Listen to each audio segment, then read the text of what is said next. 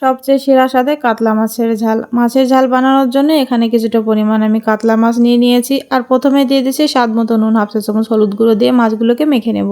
আর এখানে দেখো প্যানে তেল গরম বসিয়ে দিয়েছি। এবার মাছগুলো দিয়ে দেবো আর এই মাছগুলোকে হালকা গোল্ডেন ব্রাউন কালার আসা পর্যন্ত ভেজে নেব। ভাজা হয়ে গিয়েছে, এবার মাছগুলোকে নামিয়ে নেব। আর ওই তেলে ফোড়নের জন্য কয়েকটা গোটা মশলা দিয়ে দেবো। আর এই গোটা মশলাগুলোকে 10 সেকেন্ডের মতো ভেজে বেশ কিছুটা পরিমাণ পেঁয়াজ কুচি দিয়ে দেবো। পেঁয়াজগুলো হালকা কালার আসা পর্যন্ত ভেজে নিয়েছি। এই পর্যায়ে দিয়ে দেবো হাফ চামচের মতো আদা রসুনের পেস্ট, হাফ চামচ জিরার পেস্ট, হাফ চামচ ধনের পেস্ট আর 1 চামচ মতো লাল লঙ্কার পেস্ট। আর দিয়ে দেবো স্বাদ মতো নুন, হাফ চা চামচ হলুদ গুঁড়ো। আর এখানে দুটো মিডিয়াম সাইজের টমেটো একদম ছোট করে কেটে নিয়েছি। এবার টমেটোগুলো দিয়ে দেবো আর একটু সময় নিয়ে মশলাগুলো কষিয়ে নেব।